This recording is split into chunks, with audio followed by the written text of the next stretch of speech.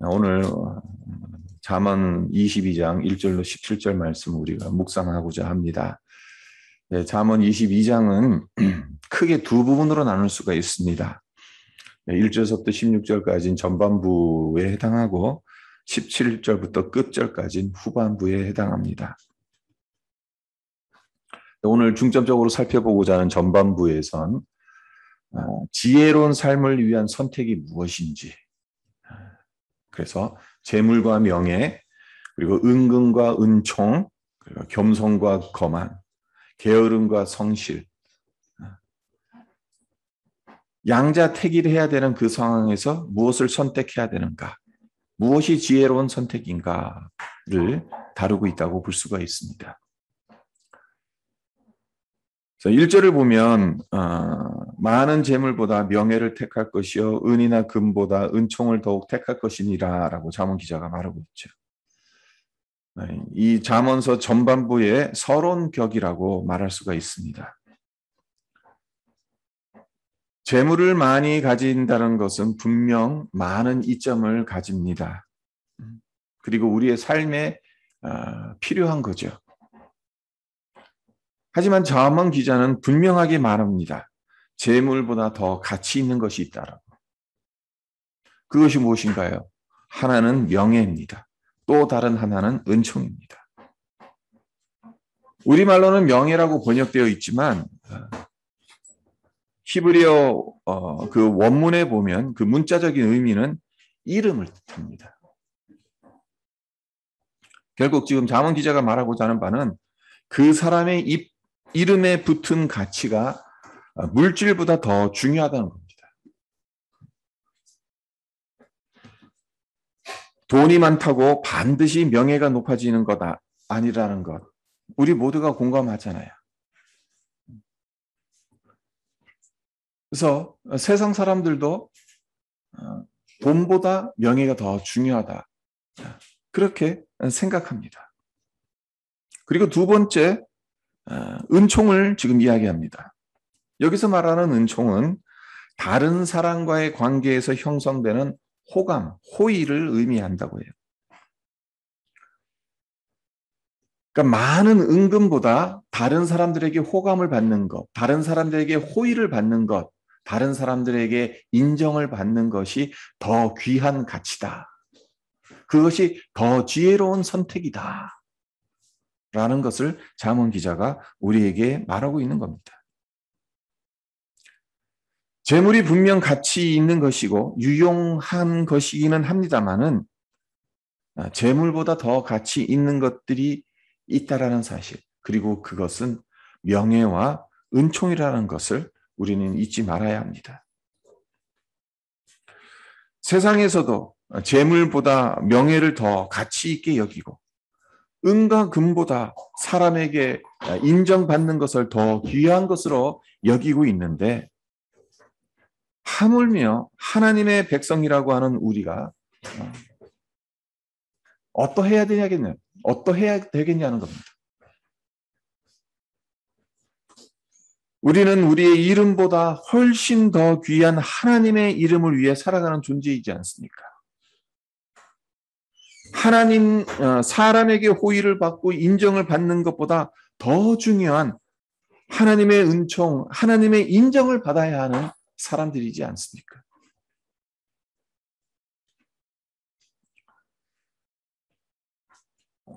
재물에 관해 잠언 22장뿐만 아니라 잠언 전체에서 여러 차례 경고와 권면을 반복하고 있어요. 그래서 우리 삶의 실제적인 그 현장에서 이 경제적인 부분이 우리의 삶과 떼려야 뗄 수 없는 아주 밀접한 중요한 것이잖아요. 그러니까 이 경제적인 부분, 잠언서에서 상당히 중요하게 다루는 이슈 중에 하나죠. 근데 우리가 잊지 말아야 할 중요한 원리가 하나 있습니다. 오늘 22장 이전에 나오는 원리인데요. 가난한 자와 부한 자가 함께 살거니와 그 모두를 지으신 이는 여호와시니라. 우리가 살고 있는 이 세상, 모든 사람이 공평하게 부를 나누고 모두 다 풍요하게 살면 얼마나 좋겠습니까마는 현실은 그렇지 않지 않습니까? 부한 자가 있고 가난한 자가 있습니다. 누군가는 자신의 부족함에 대해서 불평도하고 혹은 다른 사람을 부러워할 수도 있습니다. 사회 전체가 노력을 기울이면 부의 불공평 문제가 개선되고 보다 나은 사회를 만들 수는 있겠지만 그리고 그렇게 사실 우리가 나아가야 하겠지만 이 문제를 완벽하게 해결할 수는 없다는 거예요. 아무리 좋은 정치 체제, 아무리 좋은 복지 시스템을 갖춘다 하더라도 부자와 가난한 자의 장벽은 사라지지 않습니다. 성경은 이런 현실적인 문제를 부정하거나 회피하지 않아요. 그 대신 이 문제를 어떻게 다루어야 할지에 관한 중요하고 필수적인 원리를 가르쳐 준다는 겁니다. 그 원리가 무엇이겠습니까? 가난한 자든 부자든 다 같이 하나님의 피조물이기 때문에 소유의 많고 적음에 따라서 사람을 무시하거나 멸시해서는 안 된다는 겁니다. 그것이 2절에 담긴 원리예요. 가난한 자와 부한 자가 함께 살거니와 이 현실은 어떻게 할 수 없다라는 거예요. 이 세상 한가운데는 가난한 자도 있기 마련이고 부자가 있기 마련이에요. 함께 살 수밖에 없다라는 거예요. 네, 이 모두를 지으신 이가 하나님이라는 거예요. 그러니까 부자든 가난한 자든 하나님께서 지으셨으니까 어떻게 해야 된다는 것이겠습니까?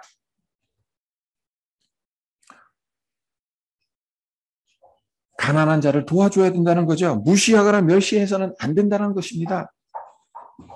부자를 인정하고 부자를 존경하는 것처럼 가난한 자 역시 보듬어 줘야 되고 보살펴 줘야 한다는 그런 의미가 숨어 있는 것입니다. 이 원리는 16절에서도 우리가 발견할 수가 있어요. 16절을 보시면 이익을 얻으려고 가난한 자를 학대하는 자와 부자에게 주는 자는 가난하여질 뿐이라.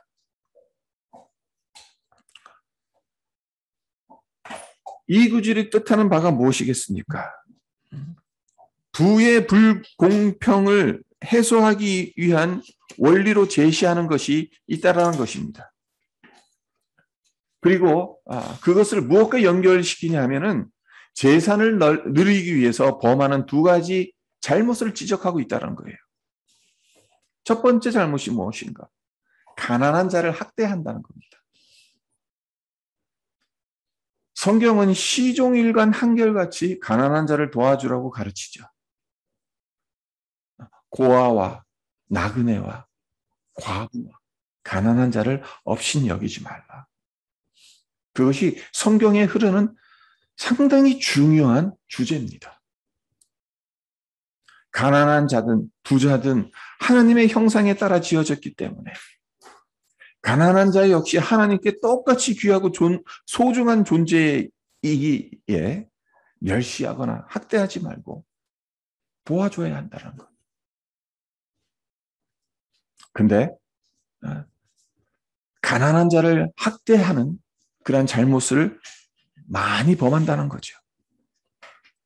그리고 두 번째 잘못이 무엇입니까? 부자에게 주는 자라고 나와 있는데 부자에게 무엇을 주기에 잘못된 것이겠어요? 대가를 바라고 부자에게 착각하기 때문에 쉽게 말해서 뇌물을 주기 때문에 잘못된 거죠. 재물은 이중적입니다. 그리고 중립적이에요. 재물 자체에는 선악이라는 가치를 지니지 않습니다. 재물을 어떻게 사용하느냐, 그리고 어떤 사람의 손에 쥐어지느냐에 따라 재물이 선한 것이 될 수도 있고 악한 것이 될 수도 있어요. 문제는 재물이 그 자체로 악하고 나쁜 것은 아니지만 인간의 타락한 본성, 욕심 때문에 더 많은 재산을 모으려고 잘못된 길로 가기 쉽다는 겁니다.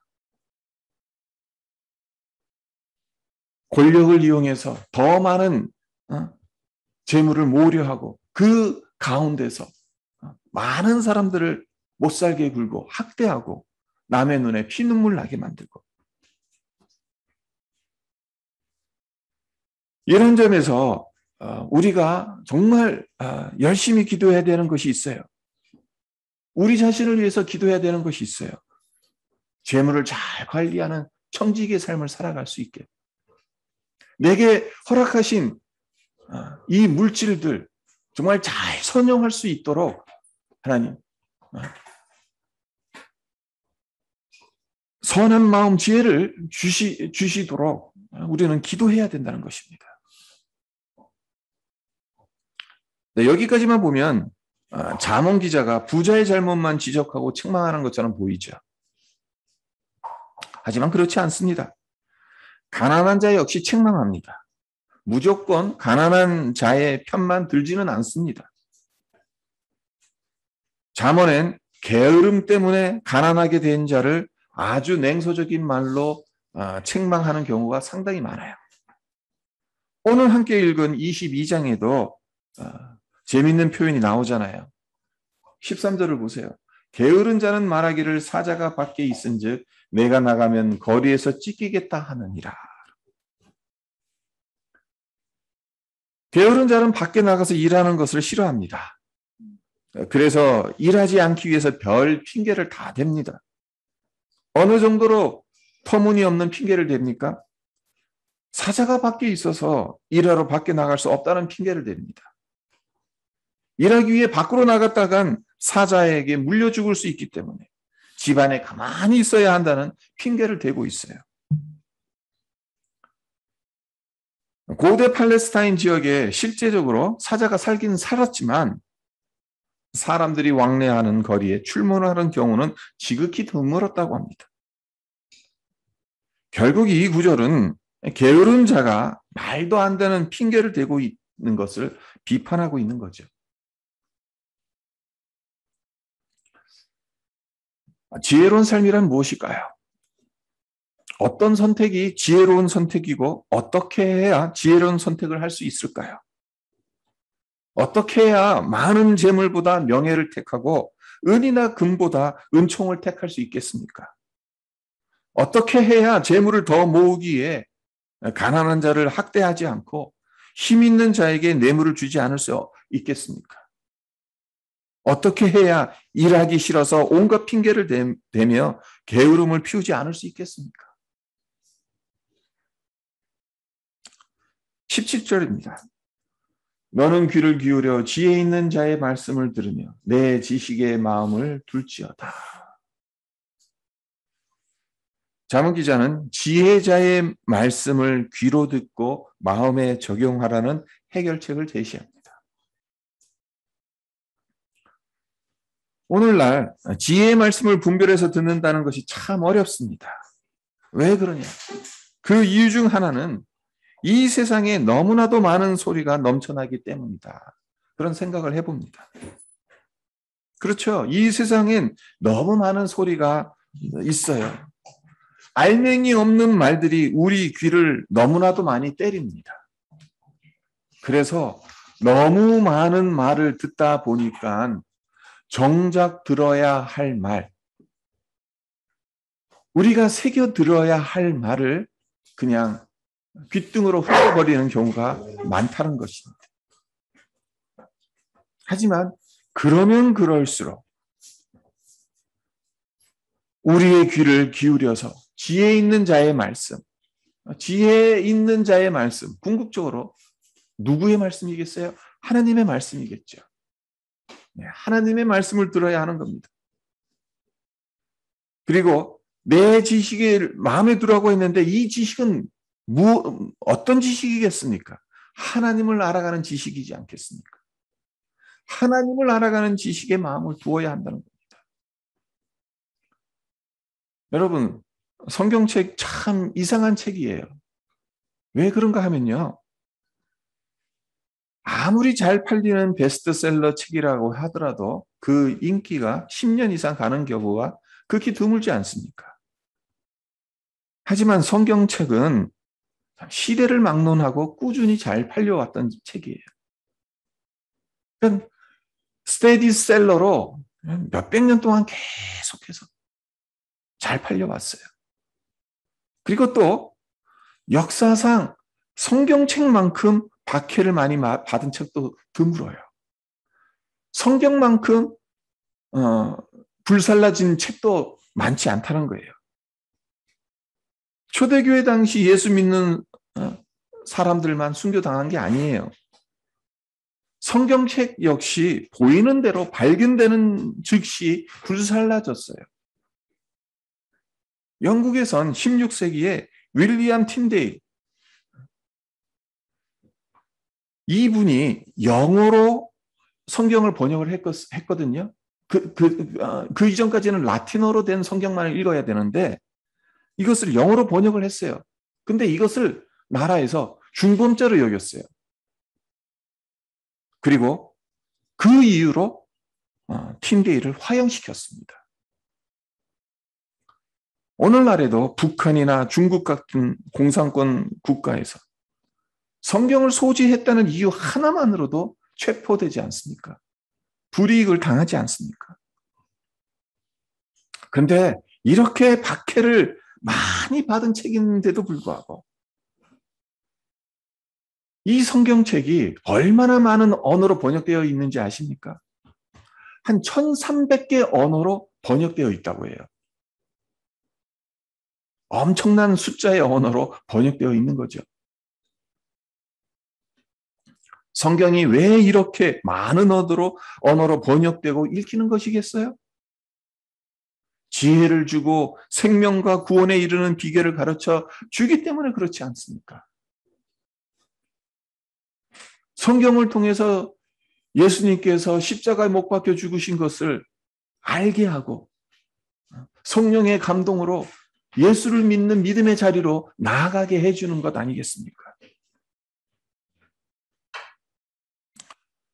우리가 살고 있는 21세기 지식의 시대라고 합니다.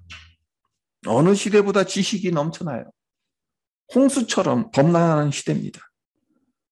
빅데이터다, 인공지능이다 해서 지식의 융합과 재생산이 폭발적으로 이루어져 가고 있는 시대입니다. 하지만 냉철하게 생각해 봐서 하나님을 제대로 알고 하나님을 제대로 믿고 하나님을 제대로 섬기는 지식은 얼마나 되겠습니까?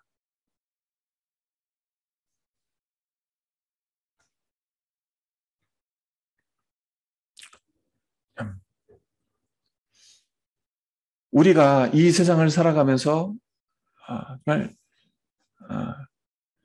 타협하지 말아야 될 것이 있어요. 포기하지 말아야 될 것이 있습니다. 그것이 무엇이냐? 성경으로 돌아가야 된다는 것입니다. 우리 많은 지식이 홍수처럼 범람한다 하더라도 우리의 생명을 살리는, 우리를 구원의 길로 인도하는 생명의 책, 구원의 책, 성경으로 돌아가지 않으면 안 된다는 것입니다. 하나님의 말씀을 기울여 듣지 않으면 안 된다는 것입니다. 하나님을 알아가는 지식의 마음을 쏟아붓지 않으면 안 된다는 것입니다. 오늘 설교의 제목이 우리가 택할 것은, 우리가 무엇을 택해야 되겠습니까? 1절에선 많은 재물보다 명예를 택하라고 했어요. 은금보다 명예를 택하라고 했어요. 지엽적이죠.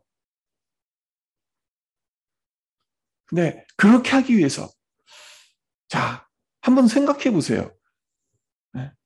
재물이 있어요? 명예가 있어요. 실제적으로 이 두 가지가 여러분 앞에 놓여져 있다면 무엇을 택하겠습니까?